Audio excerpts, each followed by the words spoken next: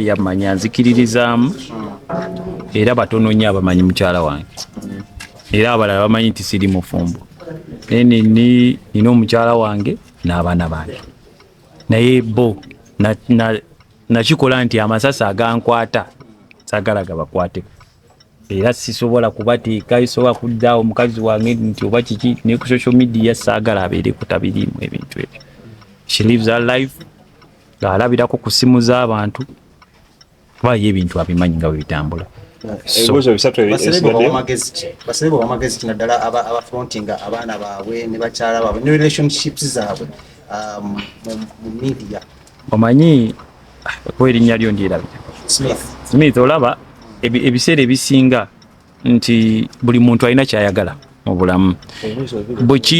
Ekintu bwe kimala okujjako mpozi omumuyisa obubi ate bw'abanga asobola okutuulamuko emabega nga nze nti nze nayagala nnyo abantu naye nagamba kansooke nziremuko emabega nzire ku drawing board ndabe ngenda kuddamu nti okubeera n'abantu kubanga abantu tugenda beera nabo naye how okigira mu buli kintu kyonna togenda kuwa abantu magezi okigira nga bano abantu nagamba naye omusajja oyo alya bubi ssente ze mu bwavu mubeerawo okigira kyokka talina kyalina n'akola bw'ati yega amagezi mugende mugawe eri abantu abalala abatalina puroguramu.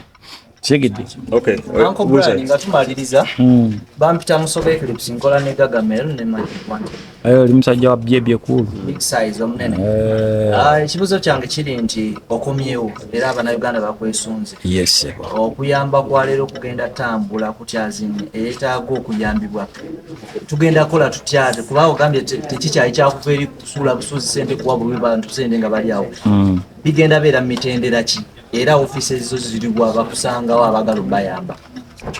Mbadde njagala kusooka ekyo kibuzo kirungi nnyo.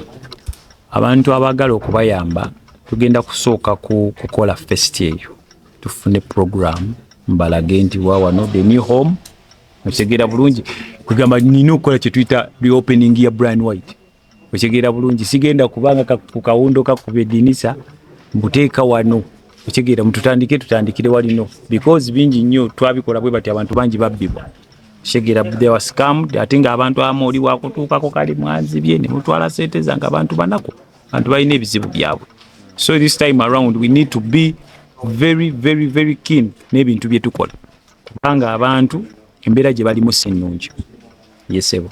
Ndoza ku festi katono nnyo ku festi ndoza simanyo ba date zili confirm byo zitukolere then n'okuyingira kuli kutya kwa bwerere kwa kuyingira kwa bwerere but I sinaba confirming a date why ndi mbadde nkyala yazinga n'abakuuma ddembe bampe kubanga era kyekyasinga bangamba tulina okutuula ne tutematema dates ne balaba ekibaffe balinga oba tewaliyo kibagenda kukolera ku kisaawe like that, so they haven't given me dates. Naye nga nze ndi good to go. Have a good night. Likewise. That's it. Ekyo kyongi chapter njigale ntambuze obulamu bwange.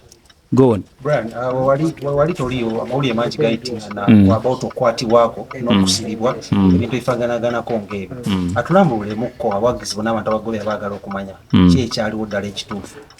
Nze ebbanga lyonna ekirungi nti obadde ogambye abawagizi bange nze ntambulidde mu ntalo nze opposite w'ekintu ekirungi ndowooza nze nkoze ebintu ebirungi naye ebintu ebibi bye bisinga okwatikirira kitegeera naye nze manyi ensi ze tubeeramu wali oba ze tubaddemu ziri ensi ziri a bit advanced omuntu ne bw'aba nga asibiddwa just dakika bbiri ne ku Google bali oba bakitaddeko ddo bakuggyeko dda particulars oba ofuuse muntu mulala okitegeera kati ebyo byonna byakolebwanga abantu abantya kwanze ntiibwa ebintu byenkola si bya bulijjo nze ebintu byenkola byange nze kanze ndi birala kati abantu bali bo abateekawo embeera ani atadde ejjembe so banensaagamu olumu tuli bannayuganda muve mu ebyo temwefuula serious wano olw'okuba tuli mu interview kitegeera so ngendo bagamba nti nze mbadde mu kulwanyisibwa era nze kyengendo omuntu gwe ngendo okusooka okwebaza mu bulamu bwange yenze kubanga ne pushinze onenekiririzaamu okusigala nga nyimiridde nga no one is behind me okujjako mpozi n'omukyala wange n'abaana bange mpozi n'emikwano gyange mitonotono gye nsobodde okusanga eyo naye nga nze mmanyi nti omuntu yenna bwe wekkiririzaamu buli kimu kikola ki buli kimu kisoboka so byebyo ekyo ekyokusibwa sikimanyiiko era nakibannyonnyola era nimba nekola clarity naye abamanyi ezo ziri advanced bwokwatibwa bwoti si bye bino ebyaffe mbukubirako kwa fande gundi sokusimanya nti bandaba biri ebyeri byakulabisa paka kuwulira bubi okitegeera so omuntu bino si byeno byakugamba era omuntu wagamba ekintu wali bino byo bikyukamu naye so mbadde nsaba bannayuganda tulekenga kutwala ate message nze nina ebintu bingi bantu mwe tisingamba wawaaka wange omuteeka ku pages zammwe ayinza n'okutwala omwaka mulamba nga taweddeeyo naye ebyo ebintu tebiragibwa babantu balaga bibi boogera kino boogera kiri okitegeera nze muntu omu eyalaga bannamawulire nti omuntu abeeramu ne ku ssente naye ate bannamawulire tebaabeerawo bannamawulire baagenda ne bana abantu ab'emitwalo 3 mukasajja mukateeke wansi naye ng'ate nze nali ntaddewo ne saako eyali esobola okubakwatako nga bannamawulire okitegeera ngamba munnamawulire omuntu akugamba atya n'osula ne kamera mu kiraabu mu mitwalo 5 mukazi toyina bulamu kati abantu netandika obbabuusa naye ate nze gwe baabuusa ate mmwe emmundu mwazikyusizanze naye guba mulimu gwammwe you are supposed to mulina okureportinga ekituufu naye okureportinga ekituufu kibi naye ekyobulimba for instance waliwo omukulu ayogedde ku kintu ky'abaana abo abawala awulya bulungi nze nja kukyogerako because I'm brave enough okitegeera nze Katonda yannyamba ekintu kyali kimu nti we nali nkolera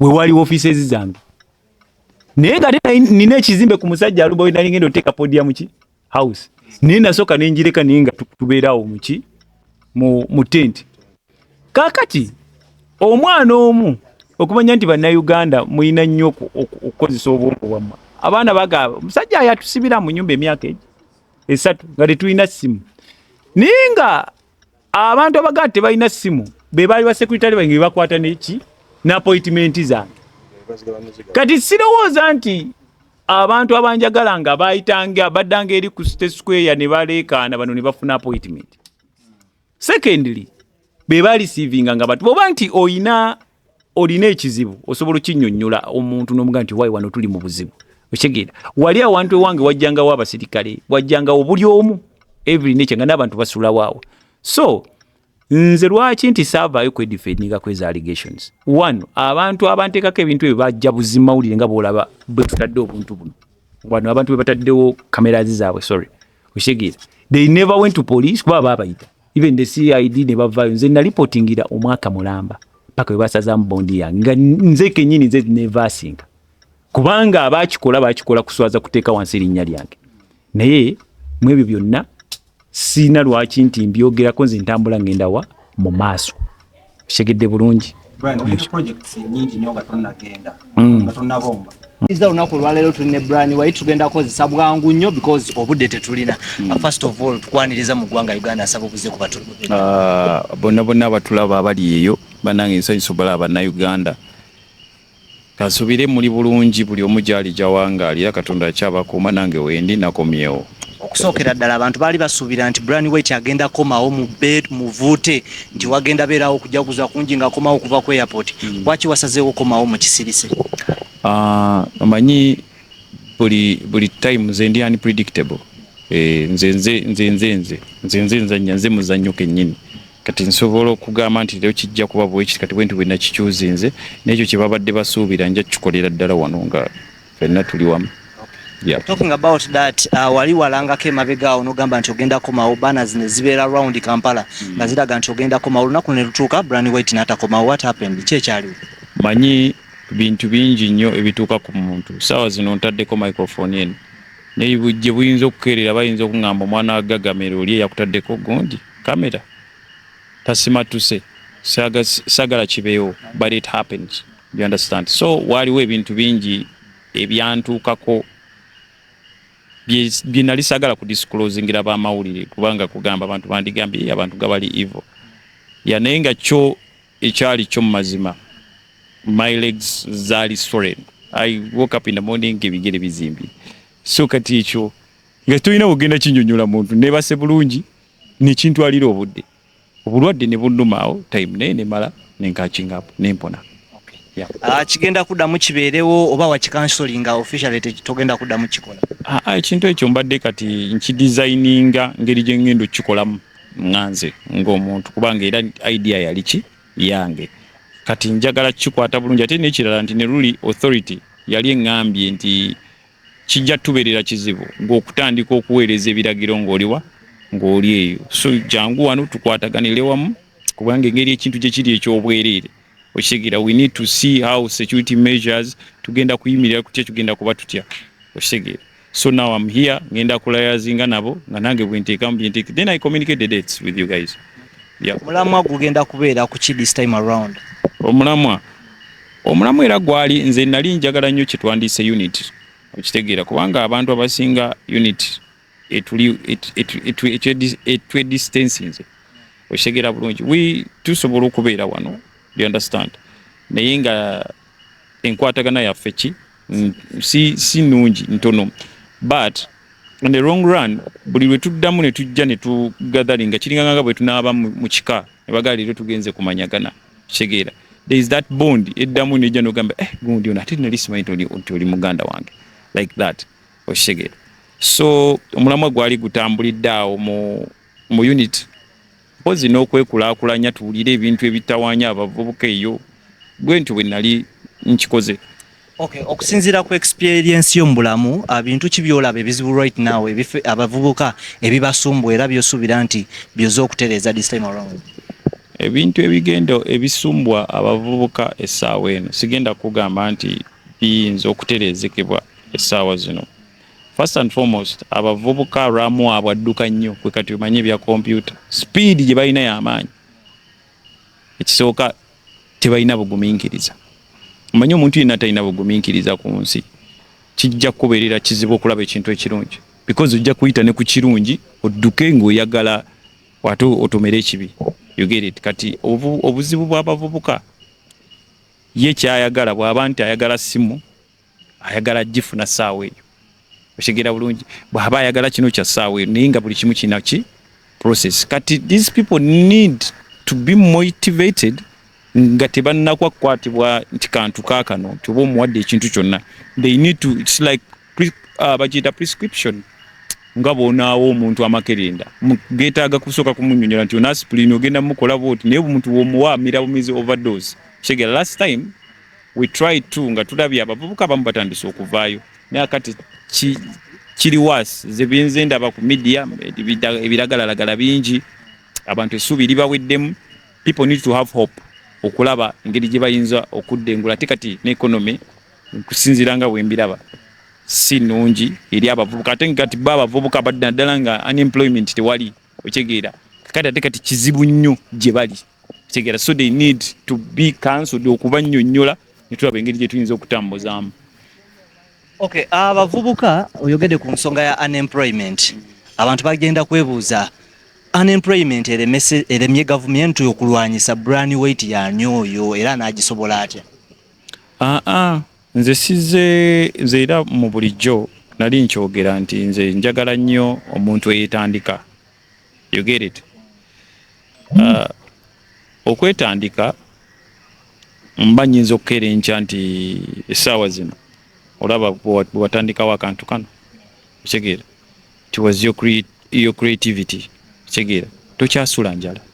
Buno obuntu obutonotono bwe tulina okutandika nabo before we cry for those people kubanga nabo obulya bulungi banoonya eddagala ekyokukola kyeka kikyakoze kikyababuze kati nga tukyabalinda.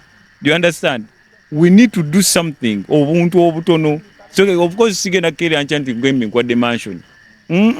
Omwana omwe emitwalo 10 n'akola wali omudala gwa chapati n'ayimirizaawo banna abalala nga basatu okitegeera oba okuliyetinza emirimu bwekityo bwe twajjanga tutambulira mu eyo embeera bwe twali tujja tutambula naye sajja nti nze kati olaba okusinziira ku sente zenina ezo sente nzirina mutasobola kuba nazo kubanga ne gavumenti tosobola kusinza gavumenti sente kyoba olimba kitegeera naye just kuba kugezaako bannaffe tulake kulaba baana nga bonooneka nga tubalaba abantu baffe oba baganda baffe kati bayite baganda baffe because we need one another fe generation eriwo kati tewali bantu balala oshegedde esewo. Okay, ebitambula ku mikutu emigatta abantu ab'enjawulo bawa endowooza yaabwe abamu ne bagamba nti Brian White yali aliwo just kweraga lwaki yali aleeta ba influencer ba celebrities mu charities yali akola anti kakati eyo ndowooza ya muntu munafu oshegedde bwe bubanga owulira nti ekintu ekisobola nze bwe nkulaba nga microphone eno ogikutte bubi okyegera bulungi ngoba kale in fact nkireese bubi nga microphone yo nkadde let me go and buy mine new.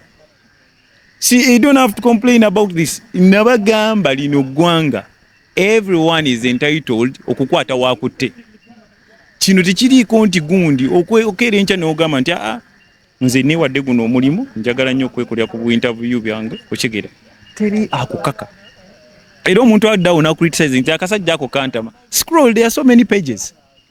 You get my point? Ugandans ekyo kyekizibu kye tulina engeri gye tutandika okucriticizinga abantu ne tutandika okuba criticizinga naye nga n'omuntu kwota ye tomanyi kikyayiseemu okuba ekyo naye nze ndowooza singa nti we focus on ourselves nga ffe nga abantu singa tuli okay ekitegeera bulungi. At this time around tugenda tandikirawa ekivulu kye wali olanze ekyawugwa okukomawo kyali kigenda kubeera mu Kampala ne otunulira social media egezezaako okusembeza ensi ne tuba nga tugiraba yonna abantu abakaba bangi e Masaka ewaffe Busoga ne mu bitundu ebirala mu Uganda ogenda tandikirawa at this time around okuyamba kuba abaavu tebali Kampala okka era abaavu gwera bondaba nze saatandikira Kampala nali luli nakuba eri wala nayitanga mu Buyisi gende likuwa nze ebintu bye Kampala wano mbimanyi abantu be Kampala ye muntu ataba na mutwalo gumu naye n'ogumu ate nasiga kwogera ku musajja ampadde okiwaya badde mmanyi nti nalina ne ssente naye nga ne zakuyambye ezo zikoze eki zikuyambye naye nga gwe tukirabamu nga ki ate ogenda kusigala nga odisinga buki odisinga be bantu be Kampala. Okay, tuyanza nyo se. Amina se. Because of time tulino stopping our interview but tujja mufuna olunaku olulala. Munnamawulire alina credible source okyegera bulungi nze njagala okulaga passport yange we nayita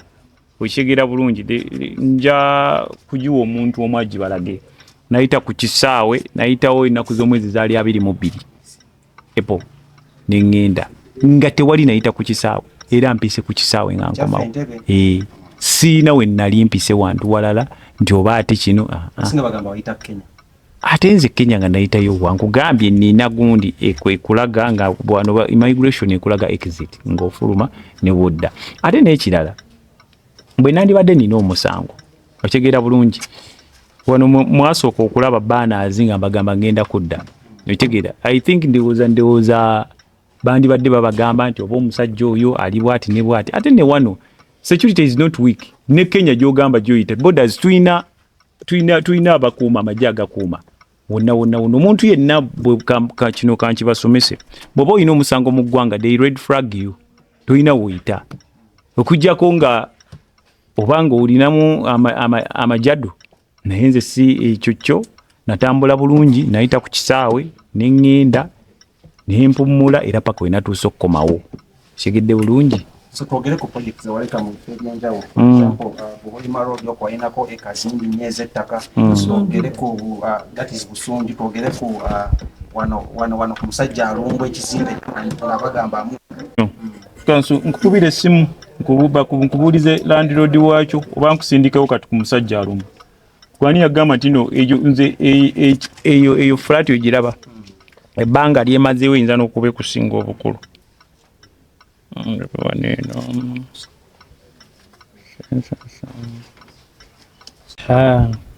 Sabonze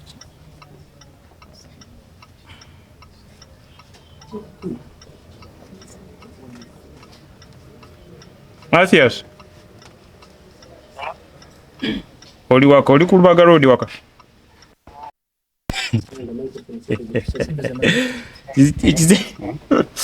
oba ekizimbe ekyo ssebo kyali munne ndi waneeno kuba amawulire ssebo era mbadde njagala basindikawo ga bategeere naye tekyetaagisa nkubidde bukubizi ssimu bategeere ani nannyini kizimbe omanyi bantu bano beegeziwaza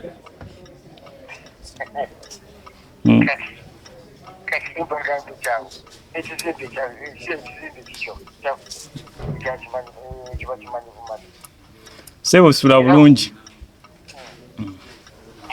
olina ekyakyoyagala twagala ku project z'ebusungu ezo anti obadde andagati osoose kuŋŋamba nze nkumenyera ku kimu kyoŋŋamba kinkunnyonnyola akyegedde bulungi ekyo ekizimbe n'essaawa zino bw'oyitawo yasulaka yasula ewasemba kitegeera bamuyita Mathias kitegedde essaawa zino kiri wali ku musajja alongo kati ebintu ebimu bannayuganda zikyenjagala obbagamba ebyo ebintu biba byange nganze gwe bwemba n'ekizimbe tekikugasa kebe n'emmotoka eno iba tekugasa kikugasa kye 10 kyenkuwadde n'otwalirako omwana n'afuna ekyokulya you get my point bino byonna tubiveemu ebyo iga amawulire ago bwega temulina ogassa ebbali ago tugendenga nekiri Brian otuyambye otya kubanga embeera ebatwala ogamba simanya bagamba malisi simanya ebyo ebyo ebintu bigenda baleetera buleetezi bizibu byongera kutunyiza ffe ng'abantu mukyuse mu mawulire the way you present to people bannange sijja balimba essaawa zino buli omu yeebuuza kiddako okitegeera so wagendera wali otandise bantu abo oba ogenda sigala kwe olinayo engeri gyogenda okikyusaamu era abo abayagadde okubanga bayambe kubanga beegatta ku project zino bakoze batya naddala ffe ab'amawulire kakati first and foremost nga bwe nkugambye nti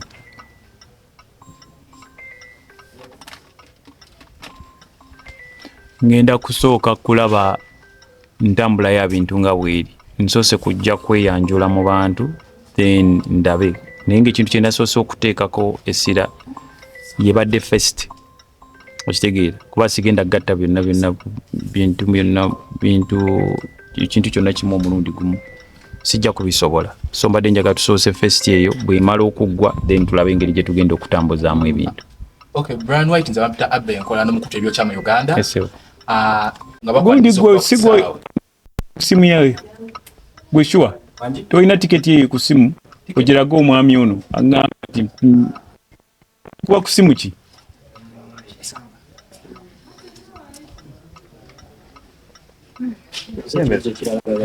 ebibuuzo bidde bye bino ebibuuzo byenjagala owulira ebirimu amakulu. They never appreciated you. So ku mulundi guno okomyewo, but you still on the same track. You want to elevate them. Olowooza tebazzemu ne bakola. Ngenda kusookerera ku musajja ono munnamawulire agamba nti it is alleged ono omusajja ono mukwano gwange naye amanyiko ebintu naye omanyi omuntu okusongamu emmundu ng'ate ekituufu akimanyi ntya nnyo era kati nze omuntu nze kyengenda obbagamba ye omuntu olina just kumanya w'omukomya omuntu toyina kugamba nti ono muntu wange bantu just abantu ba disappointing abantu tetumanyi kiki kyatuuka ku bantu but all in all kiri kyongambye nti omanyi okuyamba abantu mako mutima ndi disappointed lwaki ovudde olaba nti nsoose kwewamu time nensooka nenzikakkanamu ndabe naye nze muntu asuubiza ekintu nenkikola era mbadde njagala kusooka kwewamu obudde naye nali nalangirira first eri kali ng'omuntu bwakulaba ate nga wagenda n'okukola gundi ezo zonna mission zenakola ku gundi media ez'enjawulo ate nemala neneekweka neneefuula anyiize then that means nti oba owuddisiza abaki abantu so kyekyo kwembadde ekyo kyekijja okumpa ekiddako nga sinnaba kutandika kutegeka nti ngenda kuyamba ono ngenda kuyamba oli kubanga abantu maku ne bw'omuwa kati tagenda kusiima nze muntu munnayuganda eyafaakokko nendaba ekintu ekyanditekinze place nga nvuddewo I was going to be forgotten for a long time ng'ate n'ebintu byennakola ebyamaanyi nti nga n'abaana bange teri abatwalidde muwogo kubanga balina wali we babeera amayumba gange mugamanyi temugamanyi so no one bothered naye ng'ate nakwata ku bantu bangi naye ekyo sijja kiteeka ku bantu buli omu alina engeri gye baamukuza ate buli omu alina omutima gwe okitegeera. It is up to me to decide kikyenkola kikyenjagala. Kyovola nti saagala genda speed kuntwala speed olya ngamba kino kiri. Naye I'm so happy for those questions. Ticket ino musomenge muko ticket eno ebalaga nti Kirumira Brian yalandinga wano nga mwenda Apple kona musimu nga mwenda Apple sharing tujajiba watu wali just share it just mu business class for Emirates yechera chemwagala Marco, I would say that is the difficult time mbulamu bwensi kyesagaliza muntu kuyitamu kubanga reason being nti abantu abasinga ekintu bakitwalira nnyo ku sente ne sente si kyekisinga obukulu osobola n'okuba nazo naye nga nekyolya tosobola kukirya niulaba abantu ababo nga bakukyukidde ng'oli asobola n'okutuula nakukolako interview namba naye nga really n'ogamba Mukama Katonda. I used to pray so much. So tusubiremu changes mubali ku podium face empya zogenda okubanga nazo. Podium yo nga bweri. Of course podium yayiika. Okitegeera. Tewaliho omuntu akola ki. There are just few abantu abaliko kati like singa mu ababaddemu abamawulire benki asobola okwogerako nabo ne abantu bonna okukola ki baali basasika. Nga omuntu ne bamubuuza ku Brian yagala kwekweka. Nga Brian alinga omukubi wa katayimbo okitegeera. Omuntu senior citizen nga ninga omukubi wa katayimbo. So biruma nenga reality yensi gye tuyitamu. Nefe abalabye ku nsi ne tumanya nti ensi ekwemalizaamu bwereere. Bino byonna tewali kye tugenda nakyo. Fina after all we are going. Oshigira nze ekyo kyo nkimanyi life is just kati nabadde wana abantu abafudde nga ndi ebweru natidde na Humphrey gundi yani ekibuuzo kati soka tubuuze kino ekibuuzo